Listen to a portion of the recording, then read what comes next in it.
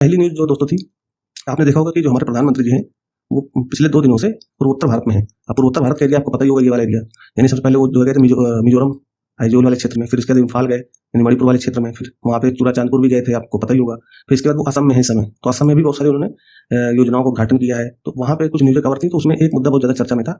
जब प्रधानमंत्री जी गए तो वहाँ पे घुसपैठियों का मुद्दा बहुत ज़्यादा चर्चा में था, क्योंकि प्रधानमंत्री अपने भाषण में घुसपैठियों की चर्चा भी कर रहे थे। तो इससे संबंधित एक न्यूज़ आ गई थी फ्रंट पेज पे कि सीमावर्ती क्षेत्रों में जनसांख्यिकी बदलाव। तो आपको देखो, प्रधानमंत्री जी ने जो बात बोली वो आपके मतलब की नहीं है, लेकिन जनसांख्यिकी जो बदलाव है वो हमारी यूपीएससी में हो सकता है, क्वेश्चन पूछ ले। अब ऐसे ही न्यूज़ निकाली जाती है कि हमारे मतलब की यहाँ से न्यूज़ क्या आ सकती है। तो जनसांख्यिकी बदलाव क्या होता है, इसको हम लोग डिटेल से भी कवर करने वाले हैं। और दूसरा जो मुद्दा है घुसपैठियों का, क्योंकि घुसपैठियों की वजह से ही जनसांख्यिकी बदलाव आ रहा है। कहाँ पे? सीमावर्ती क्षेत्रों में। कौन से सीमावर्ती क्षेत्रों में? आप अगर ये मैप देखोगे तो इस मैप में आप ध्यान से देखो तो असम का कुछ ये क्षेत्र बांग्लादेश से बॉर्डर शेयर करता है। आप ये अलग देखो, मैं यहाँ कवर कर रहा हूँ ये। तो यहाँ पे बॉर्डर है बांग्लादेश और असम का इस क्षेत्र में, और इधर भी असम का ही बॉर्डर है इधर। ठीक है, तो इस क्षेत्र में असम में भी, और इसके अलावा त्रिपुरा वाले क्षेत्र में, और इधर मेघालय का जो क्षेत्र है ये वाला क्षेत्र। तो इसमें क्या हुआ है कि इसमें बहुत सारे जो बांग्लादेशी घुसपैठिए हैं अवैध रूप से भारत में आकर के बस गए हैं।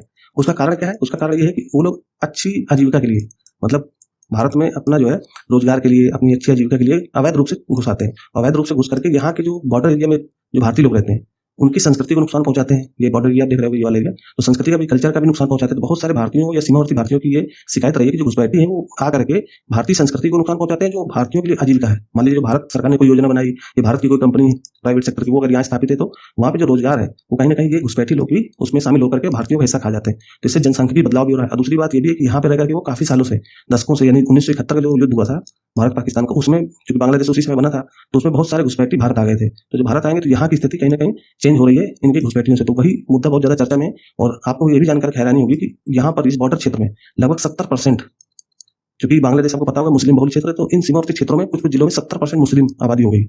जो कि अगर आप जो है 1951 का जो हमारा जनगणना हुआ था, 1961 का जो जनगणना हुआ था, तो उसमें देखा जाए तो उसमें इतने परसेंट है नहीं, उसमें बहुत कम है मुस्लिम। लेकिन जब 1971 के बाद जो जनगणना हो रही है तो उसमें 2001 में जो जनगणना हुई थी, 2001 में, उसमें देखा गया कि जो है भारत के इन सीमावर्ती क्षेत्र, जो सीमावर्ती क्षेत्र असम के, मेघालय के, त्रिपुरा के, इन वाले क्षेत्रों में क्या हो रहा है कि मुस्लिम बहुल जिले बन रहे हैं। यानी 70% ज्यादा जनसंख्या किसकी होगी, यानी अगर उस जिले में 100 लोग रह रहे हैं तो उसमें से 70% मुस्लिम है। अब इसमें ये थोड़ी कहा जा रहा है कि ये सब जो है बांग्लादेशी, लेकिन जब ये संख्या बढ़ रही है इसका मतलब जनसंख्या में बदलाव आ रहा है। तो जनसंख्या बदलाव यानी जनसंख्या की बदलाव यही है कि इसमें जो है दूसरे, अब इसमें बहुत सारे ऐसे भी सबूत मिले कि ये सब घुसपैठियां हैं जो ये संख्या बढ़ा रहे हैं। तो ये बड़ा मुद्दा है भारत के सुरक्षा को लेकर के भी, सुरक्षा का मुद्दा भी है, क्योंकि ये जो भारतीय ये आएंगे विदेशी तो कहीं ना कहीं हमारी सुरक्षा व्यवस्था भी बाधित करेंगे। इसके अलावा दूसरा मुद्दा क्या है? संसाधनों को लेकर के, क्योंकि हमारे पास संसाधन क्या है? सीमित है। संसाधन हमारे पास क्या है? सीमित है। तो संसाधन जब सीमित है तो इसमें क्या होगा? इन संसाधनों का भारतीय ही उपयोग कर पाए, दूसरा देश का नागरिक क्यों यूज करे? तो इससे संबंधित पूरा मुद्दा जो है कवर किया गया था। तो उस न्यूज में केवल घुसपैठियों संबंधित न्यूज थी, तो मैंने इसको अच्छे से कवर करने की कोशिश की। आई थिंक आप ये चीज समझ गए होंगे। अब इसको समझते हैं कि क्या क्या मुद्दा हो सकता है और भारत सरकार ने क्या इसके लिए किया है, पहले भी और अभी भी। आपको एक नहीं देखना है कि 2014 के बाद जब एनडीए सरकार आई तभी ये चीजें हुई, पहले भी होती रही है, लेकिन वो प्रभावी तरीके से नहीं हुई। अब थोड़ा सक्रिय रूप में देखी जा रही है, इसलिए चर्चा का मुद्दा बना हुआ है। और असम सरकार ऑलरेडी, और असम के लोग भी इस मुद्दे को बहुत जोरों से उठाते हैं कि हमारे जो सांस्कृतिक परंपरा है, हमारी जो है रोजगार और आजीविका के साधन है, वो कहीं ना कहीं घुसपैठिया या कह सकते हैं कि वो अवैध रूप से आए प्रवासी लोग हैं जो बांग्लादेश से, म्यांमार से आ जाते हैं।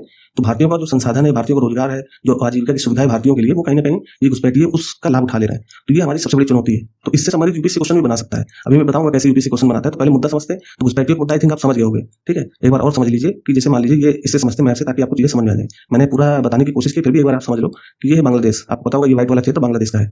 तो ये बना है 1971 में, 1971 का जो भारत पाकिस्तान युद्ध हुआ था, उससे पहले ये वाला जो बांग्लादेश का क्षेत्र ये हुआ करता था पूर्वी पाकिस्तान।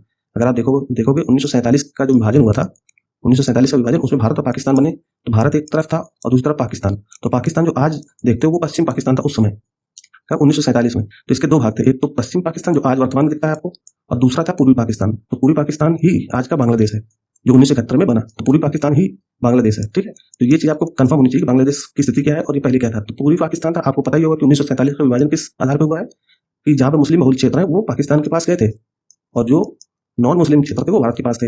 तो ये मुस्लिम क्षेत्र ही, बांग्लादेश में मुस्लिम बहुल ही लोग रहते हैं। अब ऐसा नहीं कि हिंदू नहीं रहते, हिंदू भी रहते हैं, लेकिन वो अल्पसंख्यक रूप में कहाँ पे? इन बांग्लादेश जैसे क्षेत्रों में। इसीलिए तो भारत सरकार ने 2019 में CAA कानून लाए थे, सिटीजनशिप अमेंडमेंट एक्ट। इसी के थ्रू तो कहा गया था कि नॉन मुस्लिम जो है, कहाँ के? बांग्लादेश के, पाकिस्तान के, अफगानिस्तान के, यहाँ के नॉन मुस्लिम जो लोग हैं, जो यहाँ पे अल्पसंख्यक रूप में, अगर उनको भारत आना चाहते हैं तो वो आ सकते हैं। लेकिन उनके लिए डेट भी दी गई थी 31 दिसंबर 2014।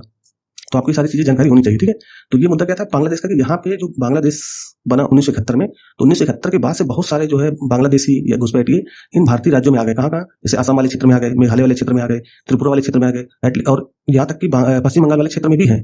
यहाँ पे। तो ये किस लिए आते हैं? इनके पास, क्योंकि बांग्लादेश उस समय नया नया बना था, तो बहुत सारे रोजगार के साधन उनके पास नहीं थे, आजीविका नहीं थी। आजीविका मतलब भाई छोटा सा देश है, यहाँ पे भी पूरा जो है बहुत सारे कमियां क्या है, यहाँ कमी है कि यहाँ पे नदियां का जाल बहुत है। आप देखो इधर से गंगा नदी आती है, इधर से ब्रह्मपुत्र, यहाँ पे फिर इधर तीस्ता नदी बह के आती है सिक्किम से, इधर से मैंने एक संकोच नदी बताई थी। तो बांग्लादेश में जो है जाल बहुत है किसका? नदियों को। तो यहाँ पे उत्पादन उस तरह का नहीं होता कि सारे बांग्लादेशियों को बेहतर रोजगार दे सके। तो बेहतर रोजगार की खोज में यही बांग्लादेशी क्या कर गए, अवैध रूप से भारतीय राज्यों में घुस गए। अब क्योंकि उस समय हमारे पास फेंसिंग हुआ नहीं करती थी। फेंसिंग मतलब यहाँ पे बहुत सारे जो बाड़ लगाए जाते हैं ना, तार, जैसे आपने देखा होगा कि भारत पाकिस्तान वाले बॉर्डर में तार लगे हैं बड़े बड़े, ताकि कोई अवैध रूप से घुस ना आए, ठीक है। तो इस तरह की फेंसिंग उस समय थी नहीं। तो ये बहुत सारे जो बांग्लादेशी थे यहाँ भारतीय राज्यों में, पश्चिम बंगाल में, मेघालय में, त्रिपुरा में, ठीक है, इन क्षेत्रों में घुस करके यहाँ के जो लोग थे उनका कहीं ना कहीं सांस्कृतिक कल्चर, ये सांस्कृतिक जो हमारी परंपरा है उसको डैमेज कर रहे हैं, और साथ साथ यहाँ के जो रोजगार है उनको खत्म कर रहे हैं। तो ये अभी मुद्दा बना हुआ है। और अभी मैंने आपको बताया कि 2001 की जनगणना के हिसाब से यहाँ पे भारतीय राज्यों में जनसंख्या क्या होगी, 70% तक होगी किनकी? मुस्लिमों की, इन्हीं सीमावर्ती राज्यों में या सीमावर्ती जिलों में, जो अलग अलग राज्यों में है, ठीक है। तो ये मुद्दा था। अब इसके लिए भारत सरकार कर क्या रही है वो समझते हैं। अब आप आई थिंक पूरा घुसपैठियों का मुद्दा समझ गए होंगे। एक मुद्दा और इसी के साथ जुड़ता है, रोहिंगा का। रोहिंगा भी आपने खूब सुना होगा कि रोहिंगा जो है दिल्ली में बसे हुए हैं, जम्मू कश्मीर में बसे हुए हैं। तो रोहिंगा कौन है? ये एक समूह है तो ये भी घुसपैठिया। घुसपैठी मान लीजिए, ये घुसपैठिया ऐसे समझिए, ये घुसपैठी लोग हैं इस गोले में। इसमें एक छोटा समूह है रोहिंग्या का। तो रोहिंगा क्या है? एक समूह है, किसका है? ये मुस्लिम समूह है।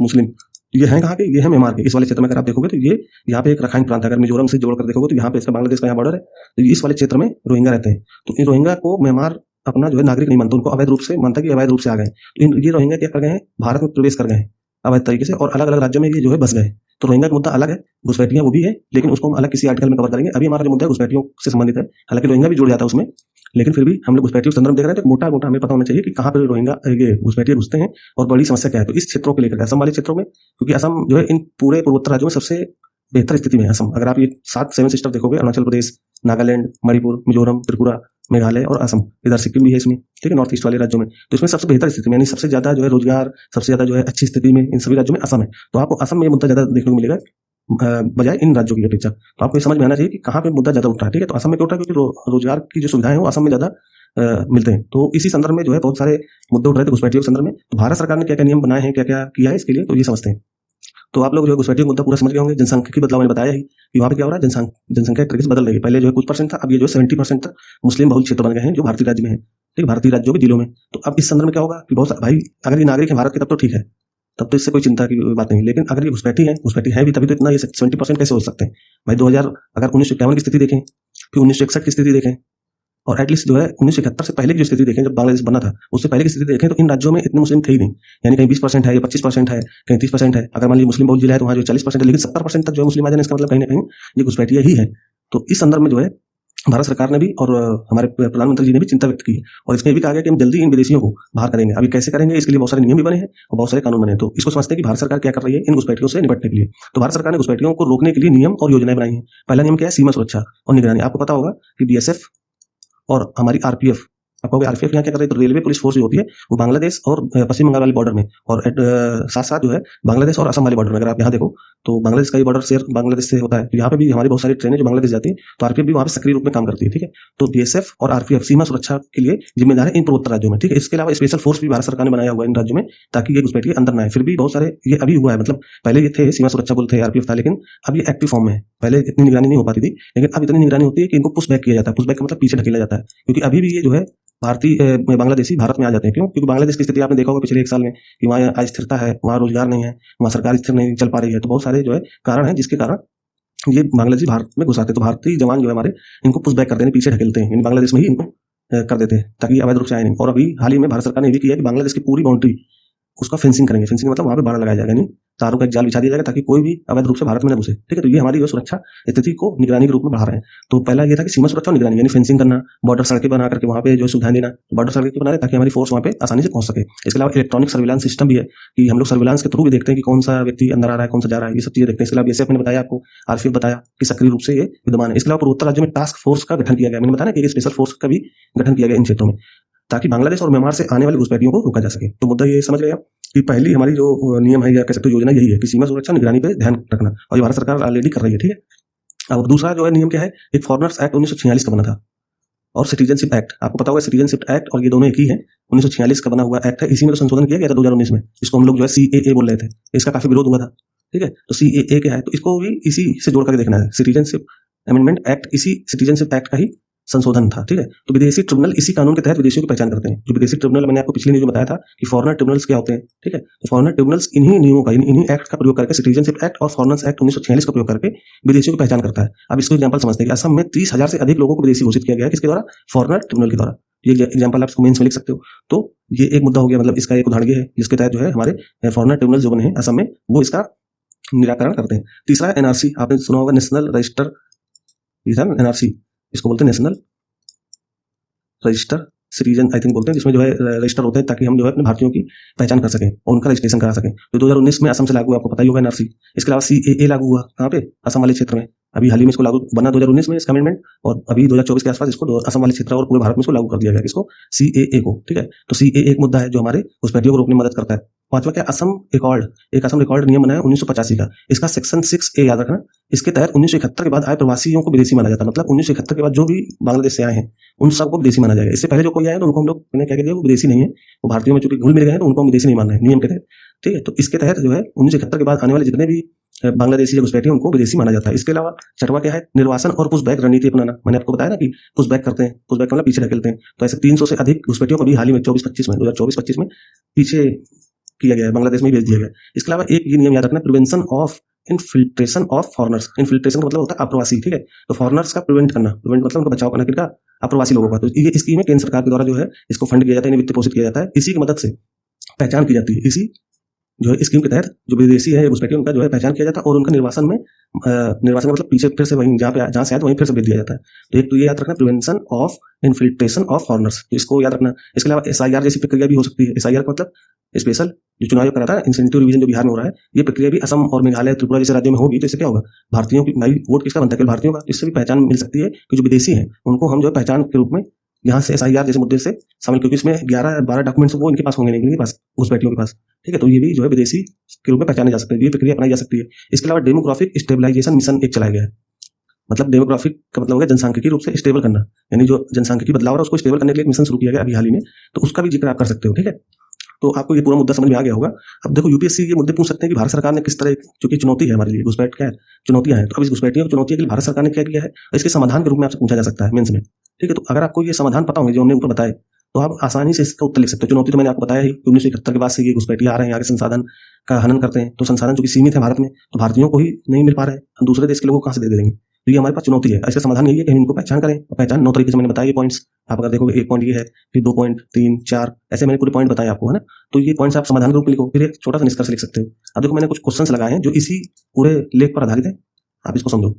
देखो कुछ प्रश्न मैंने 4 प्रश्न लगाए हैं जो यूपीएससी संभावित रूप से पूछ सकता है आने वाले यूपीएससी एग्जाम में। 2026 में पूछ सकता है, 2027 में पूछ सकता है, क्योंकि अभी मुद्दा 2-3 साल तक बना रहेगा, ठीक है। क्योंकि प्रधानमंत्री जी ने जोर देकर कहा है कि हम जितने भी घुसपैठिए उनको मतलब दृढ़ संकल्प रूप से बाहर करेंगे। तो अब ये बाहर किए जाएंगे तो ये मुद्दा अखबार में या न्यूज में बना रहेगा। तो आप इस मुद्दे को लेकर के ऐसे क्वेश्चन संभावित जो है इन पे ध्यान जरूर रखना। तो पहले जो क्वेश्चन मैं पढ़ता हूँ, असम में अवैध प्रवासन। अवैध प्रवासन मैंने बताया कि प्रमुख कारकों पर चर्चा कीजिए, यानी जो अवैध रूप से घुसपैठिए आ रहे हैं उस पर प्रमुख कारण क्या है, उसके प्रमुख कारण क्या है, उस पर चर्चा करना है। और इसके सामाजिक आर्थिक परिणाम क्या है? सामाजिक क्या है? जैसे सामाजिक ऐसे बता सकते हो कि वहाँ असम के जो पारंपरिक कल्चर है, पारंपरिक संस्कृतियां, वो कहीं ना कहीं इन घुसपैठियों के आने से क्या हो रहा है, वो खत्म हो रही है। क्योंकि आप देखो कहीं पे भी अगर जनसंख्या बाहर से आ जाएगी किसी भी क्षेत्र में, तो वहाँ की जो उनकी पारंपरिक कल्चर है वो कहीं ना कहीं प्रभावित होगा। क्योंकि जब एक जैसे लोग होते हैं वो तो एक जैसा परंपरा चलती है, जब कई लोग उसमें घुल मिल जाएंगे तो परंपरा इधर से उधर चली जाती है। तो इससे क्या होगा, सामाजिक रूप से भी प्रभावित होंगे और आर्थिक रूप से मैंने बताया ही आपको कि रोजगार हो गया, संसाधन हो गए। तो ये परिणाम आप बता सकते हो। तो ये क्वेश्चन लिखना बहुत कठिन नहीं है, आप इन्हीं पॉइंट्स को जो मैंने ऊपर बताया इसके आधार पर लिखा जा सकता है, ठीक है। आप कोशिश किया करो, आप 50 शब्द ही लिखो, 25 शब्द ही लिखो। हो सकता है शुरू में आपको परेशानी होगी, लेकिन धीरे धीरे आप लिखना सीख जाओगे। 50 शब्द लिखो, 25 शब्द लिखो, फिर उसको दोबारा पढ़ो, देखो समझ में आया कि नहीं आया। आपने जो लिखा वो जो मैंने बताया वो पॉइंट्स कवर कर पाए कि नहीं कर पाए, फिर आपको कुछ समझ में आ जाएगा ये पॉइंट छूट गया था, इसको भी लिखना चाहिए। तो उसमें 10 शब्द या 15 शब्द और बढ़ जाएंगे। फिर दोबारा पढ़ोगे तो फिर से आपको लगेगा 6 पॉइंट लिखा जा सकता है। तो इस तरह से आप जो धीरे धीरे अपने उत्तर को बढ़ा सकते हो, ठीक। दूसरा प्रश्न है, असम और पूर्वोत्तर राज्यों में जनसांख्यिकीय परिवर्तन, मैंने बताया ना जनसांख्यिकीय बदलाव के कारणों और प्रभावों का विश्लेषण कीजिए। तो अभी हाल ही का मुद्दा बना हुआ है, तो हो सकता है संभावित रूप से क्वेश्चन पूछा जा सके यूपीएससी में। तीसरा क्वेश्चन मैंने लगाया, भारत की उत्तरी और पूर्वी सीमाओं पर, अब उत्तर पूर्व ऐसे समझो, उत्तर पूर्व स्केल देखो इसको, उत्तरी और पूर्वी में देखो, भारत की उत्तर पूर्वी सीमाओं पर अवैध प्रवासन आंतरिक सुरक्षा के लिए चुनौती कैसे। अब ये आपको पता होगा जीएस 3 में आंतरिक सुरक्षा से संबंधित प्रश्न आते हैं, तो आपको ये जो है प्रश्न वहां भी पूछा जा सकता है आंतरिक सुरक्षा से संबंधित। भारत की उत्तर पूर्वी सीमाओं पर अवैध प्रवासन आंतरिक सुरक्षा के लिए चुनौती कैसे है, समाधान सुझाइए। आपको समाधान बताने हैं, चुनौती मैंने आपको बताई ही, ठीक है। इसके अलावा एनआरसी, मैंने एनआरसी बताया ना, एनआरसी और सीएए यानी सिटीजनशिप अमेंडमेंट एक्ट अवैध प्रवासन को नियंत्रित करने में कितने प्रभावी, चर्चा कीजिए। तो ये मेंस के 100-150 शब्दों में या फिर 250 शब्दों में प्रश्न बन सकते हैं। तो इन प्रश्नों के लिए आप तैयार रहना 2026 में भी और स्टेट पीसीएस में भी पूछा जा सकता है। ठीक है, तो यूपीएससी के लिए ज्यादा ये इंपॉर्टेंट है, क्योंकि यूपीएससी संबंधित मेरा मेन मोटो होता है, ये मेरा मेन जो उद्देश्य है कि यूपीएससी में इस तरह के क्वेश्चन जब बने तो आपसे छूटे नहीं, या आपको ये नहीं लगे कि अच्छा मैंने ये क्वेश्चन पढ़े नहीं थे। तो आई थिंक आप ये पूरा समझ गए होगे, और 25 मिनट का डिस्कशन मैंने इस पर कर दिया है, तो आप इसको ध्यान से सुनिएगा। ठीक है।